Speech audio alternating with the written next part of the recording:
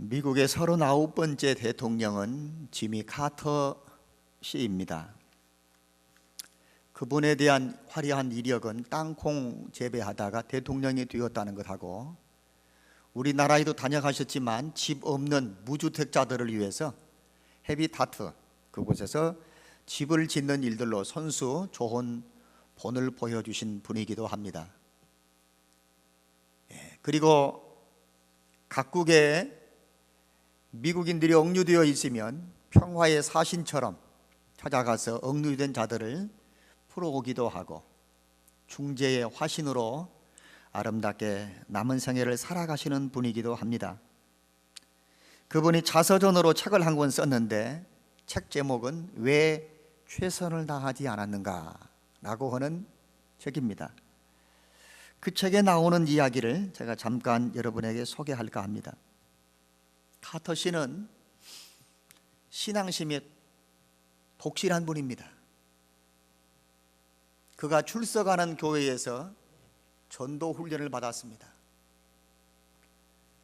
우리 교회에 소속된 모든 성도들은 1년에 10가정씩 전도를 해야 합니다.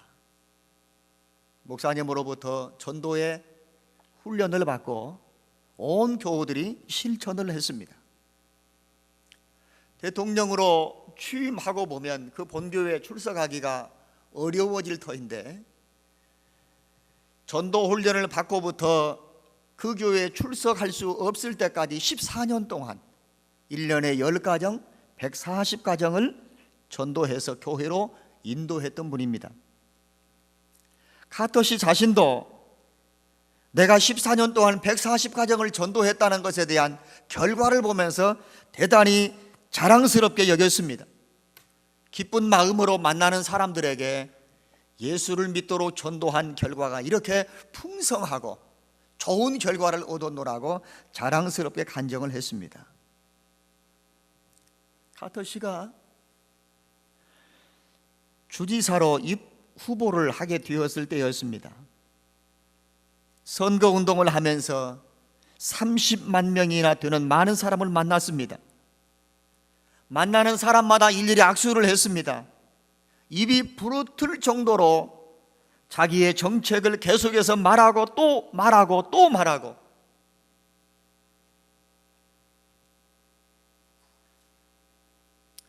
얼마 전에 시의원 선거가 있었습니다.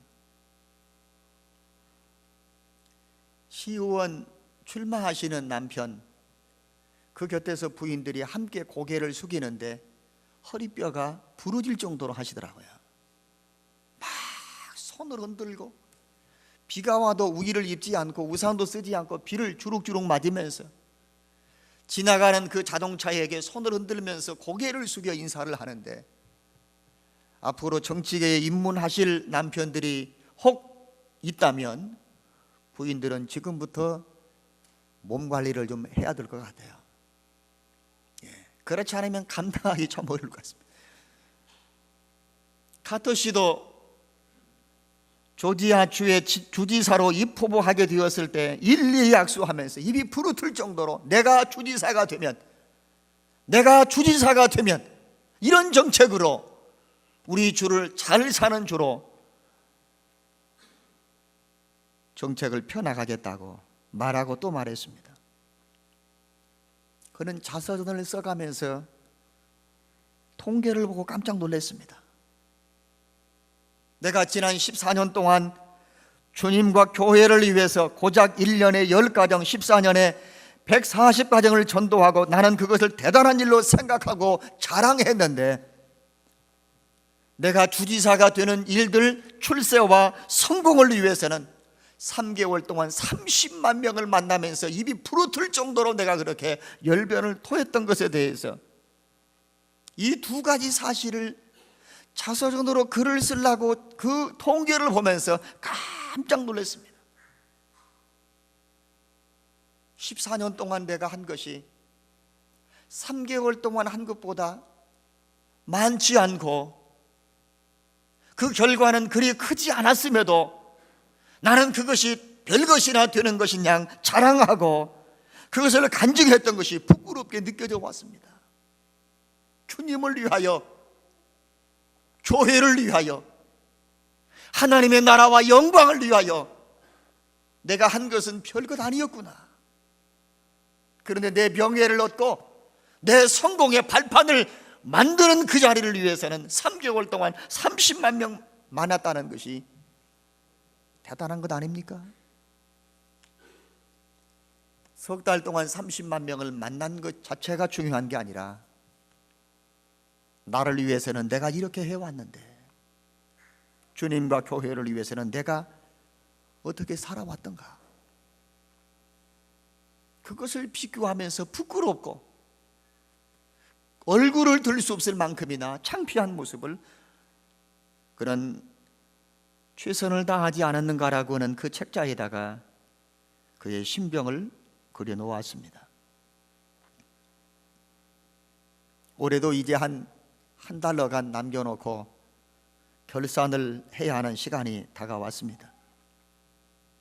우리가 사용하고 있는 1년 365일에 대한 달력은 기원전 45년경에 시저가 만들었습니다. 1년 365일 8760시간을 우리에게 하나님은 공평하게 주셨습니다. 시간은 모든 사람들에게 공평하게 제공이 됩니다. 시간은 뒤돌아 가버린 것, 지나버린 것에 대해서 반복하여 재탕하여 사용할 수가 없습니다. 쓰든지 안 쓰든지 간에, 그것을 선용하든지 악용하든지 간에 한 번 지나가 버리면 그것은 소모가 되어져 버리는 것입니다. 시간을 주신 분은 하나님이 주인이시고 그 시간의 소유주이신 하나님께서는 우리의 삶을 지켜보십니다. 우리에게 각자 1년 365일 8760시간을 우리 각자에게 주시고 그 시간들을 어떻게 관리하고 어떻게 선용하고 어떻게 활용했는가를 눈여겨보시는 거예요. 그리고 에베소서를 기록한 바울의 입을 빌려 이렇게 말씀하셨습니다. 세월을 아껴라. 때가 악하니라. 세대가 점차적으로 악해져 가는 시대를 살기 때문에 우리가 시간을 붙잡고 시간을 선용하지 않으면 악한 곳에 그 시간을 사용할 수밖에 없기 때문에 세월을 아껴야 한다. 돈을 주고라도 시간을 사야 한다. 그리고 마지막 결과에 대해서 착하고 충성했는지 악하고 게을렀는지에 대하여 결과를 가지고 반드시 우리에게 물으실 것입니다. 지나온 11달을 되돌아보는 시간입니다. 11월 마지막 주일에 언덕에 우리가 높이 올라서서 남은 한 달을 멀리 내다보기도 하지만 뒤돌아보면서 11달에 걸어온 발자국들을 다시 한번 되돌아보고 비틀거리고 방황하고 흔들거린 모습이 있었으면 남은 한 달 동안 우리는 어떤 모습으로 어떤 걸음을 걸어야 할 것인가 새롭게 마음을 가다듬는 그런 시간이 오늘 예배의 시간이 되었으면 좋겠습니다. 주인 되신 하나님 앞에 섰을 때 잘했다. 너는 주어진 시간 잘 활용했구나. 후회도 없고 꾸중과 책망받을 수 없는 12월 한 달을 새롭게 출발하게 되면서 저는 오늘 사도 바울이 한 지역을 떠나 다른 곳으로 옮겨가 새로운 사역을 하게 되면서 어떻게 그가 주어진 삶의 현장에서 어떻게 살아왔는가를 회고하는 그런 한 편의 설교를 우리가 읽었습니다. 다 본문을 읽지는 않았습니다만 20장 전체에 담고 있는 내용을 함축한 본문이 오늘 우리가 읽었던 내용입니다. 에베소 교회를 섬기는 장로님들을 초대해 놓고 지금까지 내가 이 교회를 어떻게 섬겨왔는가에 대한 회고록을 설교로 지금 들려주고 있습니다. 바울의 사역을 세 가지로 종합해 보면 첫째로 겸손과 눈물로 사역을 했다고 했습니다. 겸손과 눈물은 함께 그림자처럼 따라다니는 것입니다. 사도 바울은 다시 이 에베소 교회 장로들과 교우들을 만날 수 없을 것이라고 하는 그 아쉬운 이 작별과 이별 앞에 모두가 다 함께 눈물로 아쉬움을 표현했습니다. 아시아에 들어온 첫날부터 지금까지 31절 3년 동안 밤낮 쉬지 않고 눈물로 각 사람을 훈계했다고 했습니다. 눈물은 호소입니다. 눈물로 호소한 거예요. 각 사람을 3년 동안 각 사람의 믿음이 바로 서고 말씀대로 바르게 세워져 가기를 눈물로 각 사람을 훈계하고 호소했다고는 그런 고백을 했습니다. 겸손과 눈물이며 누릴 수 있는 혜택과 주장할 수 있는 권리에 익숙한 것이 아니라 바울은 고린도후서 9장에 그런 고백을 남겼습니다. 내가 사도로서 여러분들에게 마땅히 공개받을 만한 자격이 있는 사람이다. 누릴 수 있는 권리가 있는 사람이다. 그러나 나는 권리를 주장하기보다는 내가 감당해야 될 역할, 책임, 의무에 나는 충실하겠다고 고백을 했습니다. 권리를 주장하는 것이 아니라 의무에 충실한 모습이 겸손입니다.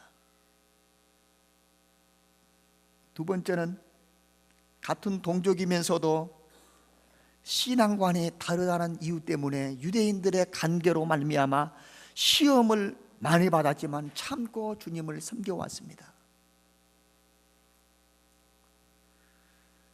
유대인의 간계는 사도행전 9장부터 나와 있습니다. 그가 내 이름을 위하여 해를 얼마나 받아야 할 것을 내가 이미 보이겠다. 3번이나 그는 어려운 파선의 위기를 만났고 감옥에도 갇히고 안 죽을 만큼 매를 많이 맞고 동족들에게 오해와 그리고 배가 고파 줄여 죽을 만큼이나 추위와 배고픔에 떨었고 가진 오해와 모함을 받으면서 유대인의 간계로 당한 시험을 참고 주님을 섬겨왔습니다.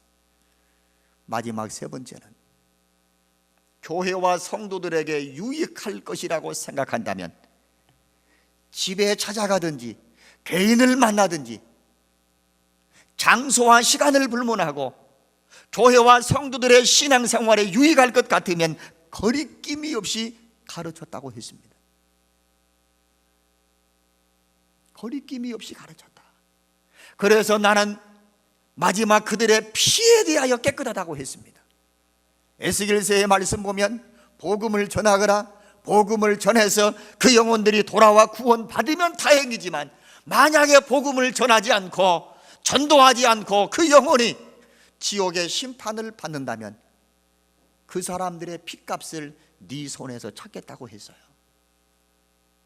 나는 모든 사람의 피에 대하여 깨끗하다고 하는 그 말의 의미는 한 영혼도 지옥에 팔려가지 않도록 악한 원수막이 더러운 귀신의 영에 붙잡혀서 음부의 권세에 떨어지지 않도록 집을 찾아가든지 개인적으로 만나서 권면하든지 눈물로 그 영혼을 지키고 건지려고 호소해 왔던 것이 그게 지금까지 에베소 지역에서 그가 사역해 왔던 아름다운 흔적들입니다.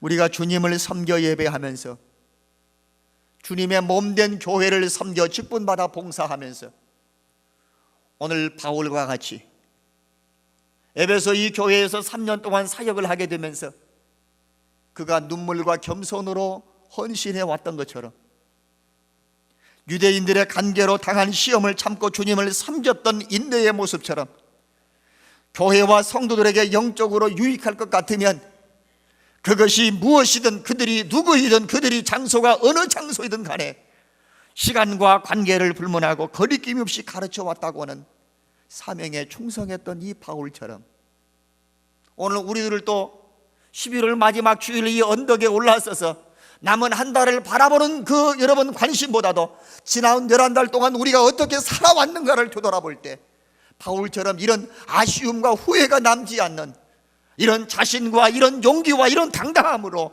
내가 지난 11달을 살아왔노라고 자신에게 말할 수 있는 은혜가 우리에게도 임할 수 있기를 축복합니다.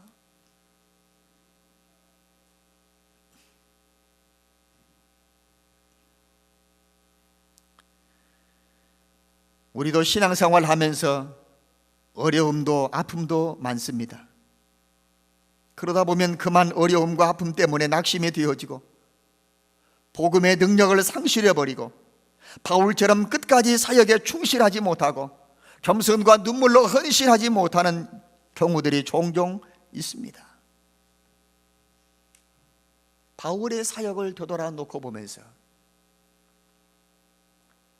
나에게도 눈물이 있었는가? 저도 요즘에는 눈물이 조금 흔해지는 것 같아요. 감정이 풍부해서가 아니라 작년보다 금년 나이 한 살 더 먹더니 뭔 호르몬이 속에서 나오는지, 눈물의 호르몬이 나오는지 텔레비전을 볼 때도 눈물이. 아빠는 왜 울어? 울긴 내가 뭐 울어?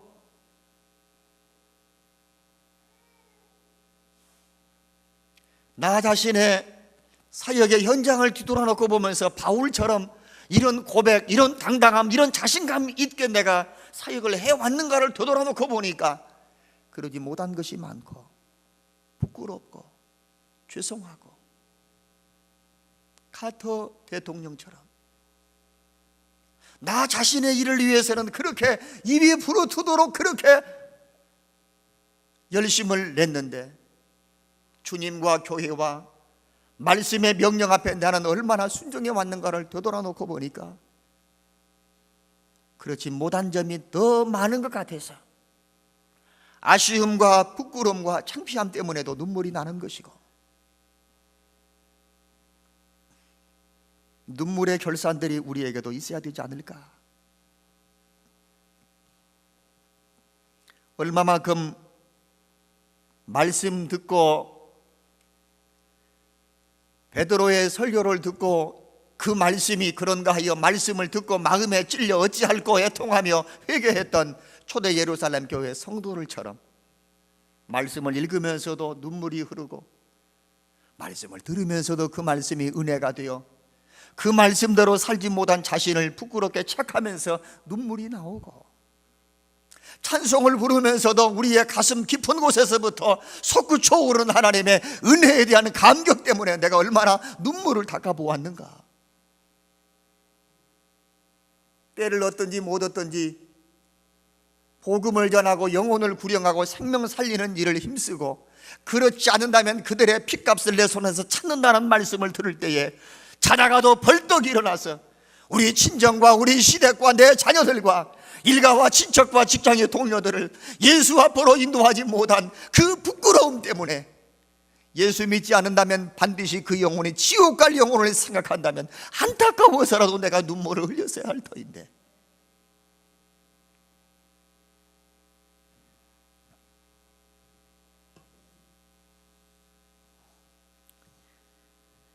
질병 중에 울지 못하는 병이 있다고 어느 심리학자는 말한 적이 있습니다. 사업을 내서 돈을 많이 번 집사님이 교회에 계셨습니다. 그 집사님이 다니는 교회에 아버님이 장로님이시고 어머님이 권사님이셨어요. 그런데 그 집사님의 신앙은 보잘것이었고 형편이 없습니다. 날씨가 궂은 날은 교회에 오고 날씨가 좋으면 가족들과 함께 놀러 가기에 바쁜 집사님이십니다. 교회에서 직분자 투표를 했는데 안수 집사로 그분이 피택이 됐습니다. 본인의 믿음이 아니라 부모님의 후광덕으로 안수 집사가 되었던 것 같습니다. 안수 집사로 임직을 받기도 전에 그 집사님은 내가 안수 집사가 되면 교회에 코가 꿰는 거야. 그러니 코 꿰기 전에 내가 이 교회를 떠나야 되겠다 싶어서 아예 교회에 발을 끊어버렸습니다. 세상 재미에 안수 집사 피택되면 이제 세상 재미 못 볼 것 같아서 아예 발길을 끊어버렸는데, 언제부턴가 음식을 먹어도 소화가 안 되는 겁니다. 가슴이 답답하고,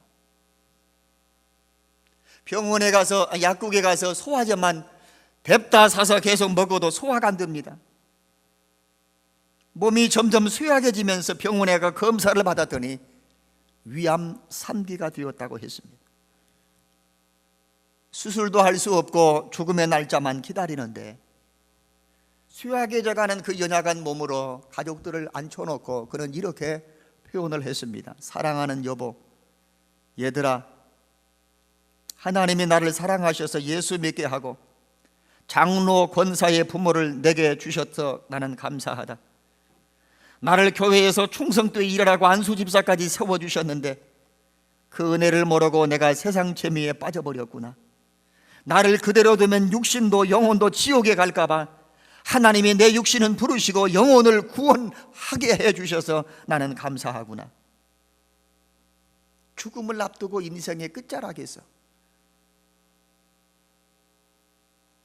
그러나 하나님 앞에 눈물로 호소를 했습니다.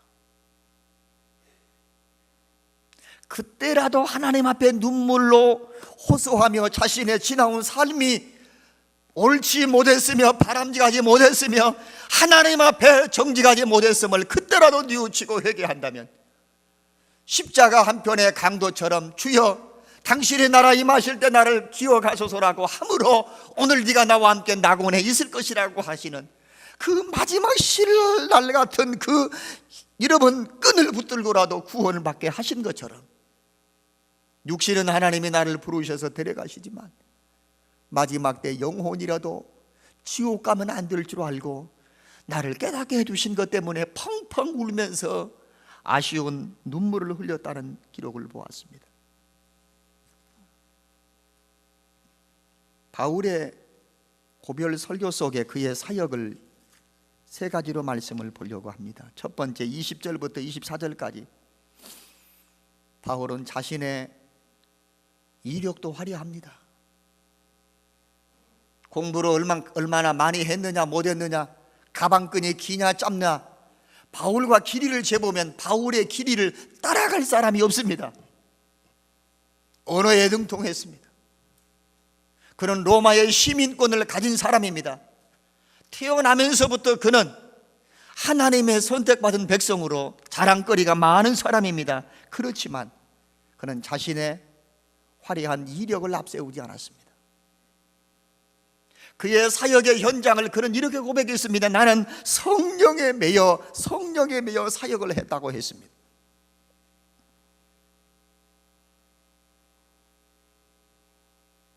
(22절에도) 나는 심령의 매임을 받아 예루살렘으로 가는데, 심령의 매임을 받는다고 했는데 개역 개정 성경에는 성령의 이끌리심을 받아. 23절도 성령님이 각성해서 내게 증거하였다고 했습니다. 결박과 환난이 나를 기다린다고 하시나 성령께서 각성해서 복음을 전할 때마다 성령께서 이끄시고 가게 하시고 말하라고 하시는 대로 성령의 이끄심과 인도하심을 따라 그는 살아왔습니다. 성령님은 우리를 환난을 면하게 하고 벗어나게 하고 어디 가면 뭔가 있으니까 거기를 피해가라고 우리를 안전하고 평안한 길들로 인도하시는 것이 아니었습니다. 바울아, 너는 이 성으로 가야 하느니라. 너는 이쪽에 가서 복음을 전해야 하느니라. 그러나 그곳에 가면 결박도 있고 환난도 있고 감옥행이 기다리고 있겠지만 너는 주저하지 말고 두려워하지 말고 당당하게 사명을 감당하라고 지시해 주었습니다. 성령에 이끌린다는 말은 성령은 하나님이십니다. 사역의 결과를 통하여 자신의 유익을 누리는 것이 아니라 성령님은 하나님의 뜻에 이 바울이 순종하며 살도록 이끌어 가셨습니다. 그 결과에 환난과 결박이 있다 할지라도 성령님은 바울을 내모셨고 이끌어 가셨고 바울은 거기에 따라 순종했습니다. 바울이 이 땅에 존재하는 이유는 복음을 전하는 사명을 이루는 것입니다. 만약에 복음을 전하는 사명을 이루지 못한다면 바울이 살아있는 생명 자체는 의미가 없는 것이고 환난을 피하여 평안과 안정을 누리며 사는 것이 그의 인생 삶의 목적이 아닙니다. 우리 자신에게도 이런 질문을 한번 던져보시기를 바랍니다. 내 사명이 너의 인생의 전부냐?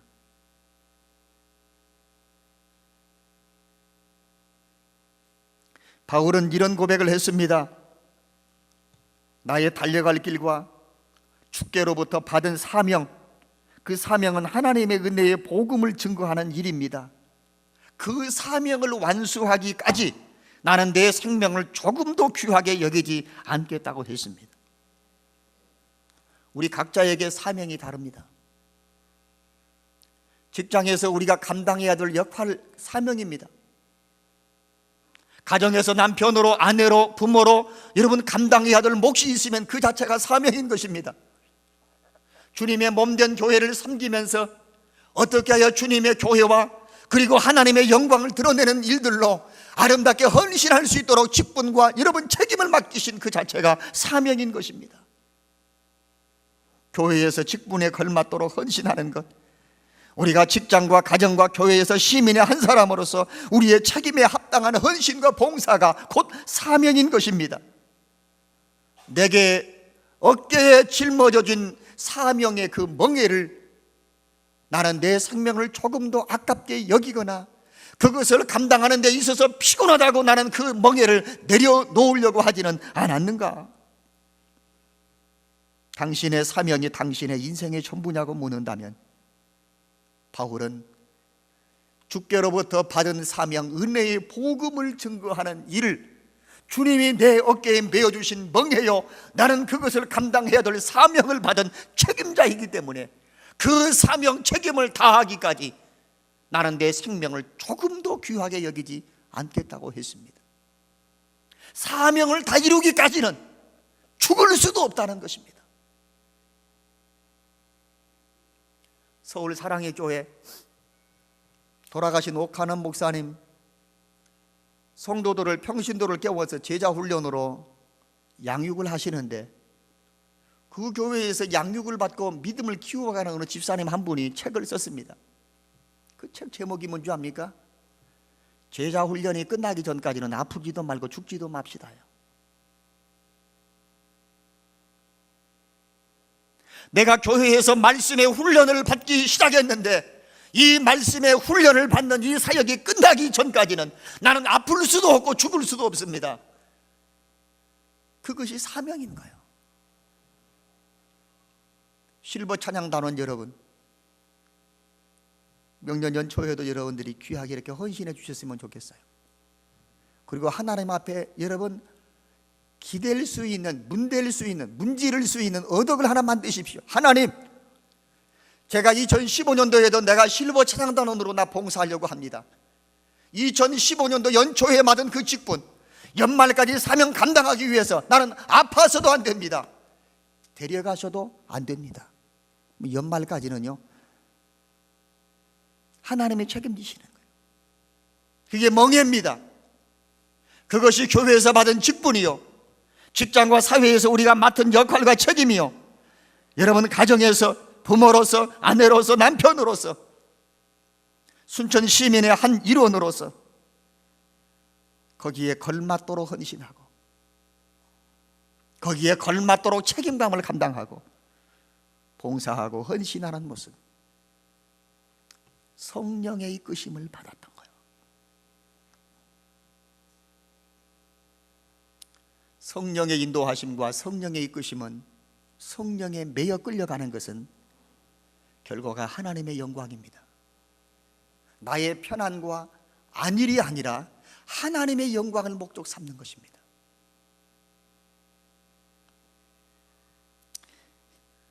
(25절부터 27절까지) 말씀 보면 하나님의 나라를 너희 중에 왔다 갔다 하면서 전파했지만 앞으로 내 얼굴을 다시 보지 못할 줄을 아노라. 모든 사람의 피에 대하여 내가 깨끗하니 내가 꺼리지 않고 하나님의 뜻을 다 너희에게 전했다.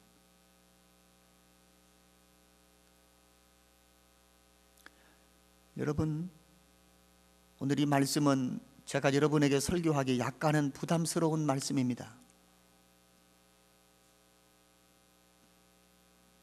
요즘에 교회와 성도들은 듣고 싶은 말을 골라서 듣고 싶어 하는 겁니다. 그러니 강단에서 목회자는 성도들이 듣고 싶어 하는 그 말씀을 골라서 전하려고 하는 것입니다. 구원에 이르려면 하나님의 말씀을 듣고 죄를 회개하고 믿어야 구원에 이르는데, 죄를 말하지 않으면 복음이 여러분 소개될 수가 없는 것입니다. 죄에 대해서 누가 듣고 싶어 합니까? 일주일 동안 직장과 사회, 가정에서 부대끼고 힘들고 지치고 피곤한데 주일날 한 번 모처럼 교회에 왔는데 죄에 대해서 이야기하면 누가 듣고 싶어 귀를 쫑긋 세우며 그 말씀 듣고 어찌할꼬 가슴을 치며 내가 그 말씀대로 바르게 살지 못한 것들에 대해서 하나님 앞에 통하면서 누가 가슴을 쥐어 듣겠습니까? 듣고 싶은 말을 골라서 듣고 싶어 하고 듣고 싶어 하는 말을 강단에서는 해 주어야 목사가 좋은 목사가 되는 시대입니다. 사도 바울은 하나님의 뜻을 전하는 데 있어서 거리낌이 없었다고 했습니다.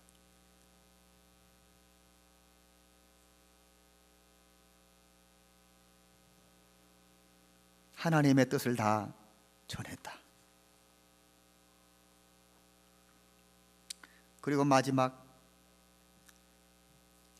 21장에 넘어오면 예루살렘으로 바울이 이제 출발을 하는데 예루살렘으로 출발을 하면서 에베소 교회 장로들과 밀레도에서 끌어안고 울었습니다.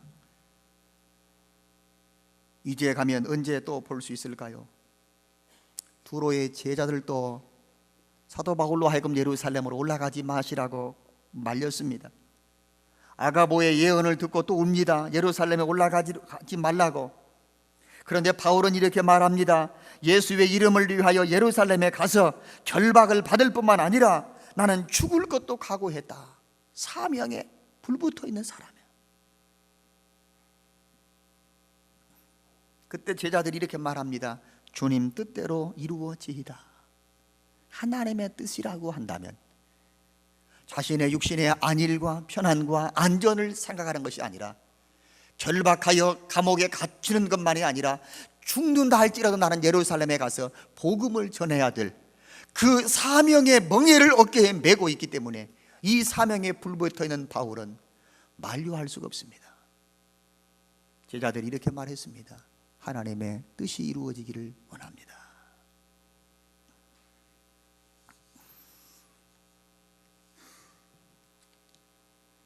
많은 어려움이 있었지만 변함없이 주님을 섬겨왔다고, 내가 무엇을 해야 할 것인지를 알고 그 일에 충실했다고, 주님이 맡기신 이 직분과 사명을 감당하기 위해서 내 목숨도 아깝게 여기지 않고 헌신했다고. 그런 26절과 27절의 말씀 봅니까? 깨끗하고 진실했다고, 욕심 부리지 않았다고. 지미 카터 대통령의 자서전을 읽어보면서 앞부분 서두에 드린 말씀처럼 뭔가 깨닫고 우리 자신들이 부끄러움을 사뭇 느껴야 될 것 같습니다.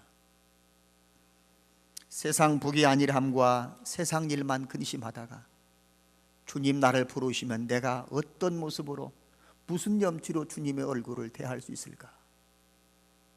세상 북이 아니함과 세상 명예 쫓다가 주님이 나를 오라고 부르시면 내가 무슨 얼굴로 주님을 만나볼 수 있을 것인가?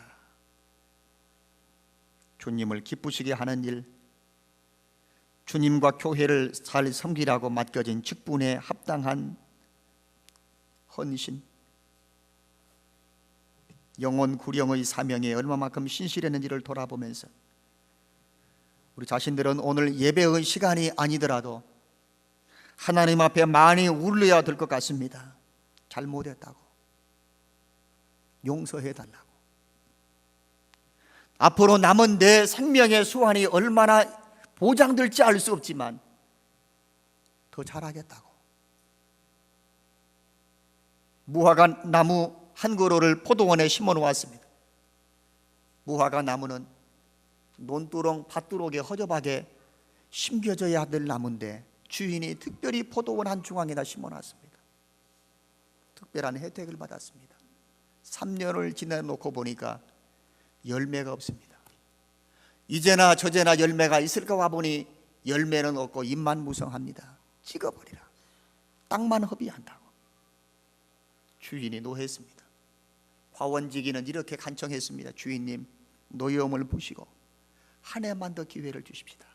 내가 두루 파고 거름을 주어서 명년에는 열매를 많이 맺도록 내가 힘쓰겠습니다.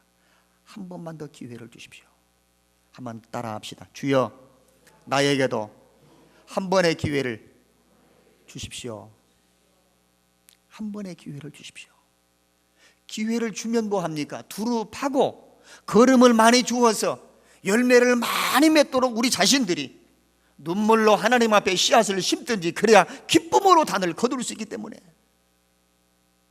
자신의 생명을 조금 더 귀하게 여기지 않을 만큼이나 자기의 목숨도 소중하게 여기지 않았더라면 무엇인들 주님께서 지어주신 직분과 사명을 감당하는 일에 아깝고 겁낼 것이 있겠습니까? 목숨을 불사하겠다는데.